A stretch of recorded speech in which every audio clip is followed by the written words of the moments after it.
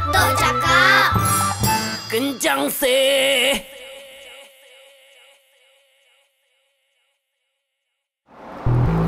Hari ni, dalam episod Atuk cakap. kejadahnya suara budak ni. Dulu, bas tak ada aircon. Tak canggih. Panas. Kaki atuk basah. Kiri kanan. Sekarang, bas ada aircon. Canggih. Tapi rosak. Ketiak atuk pun masih basah. Basah. Panas campur basah, baslas. Ini apa yang atuk cakap?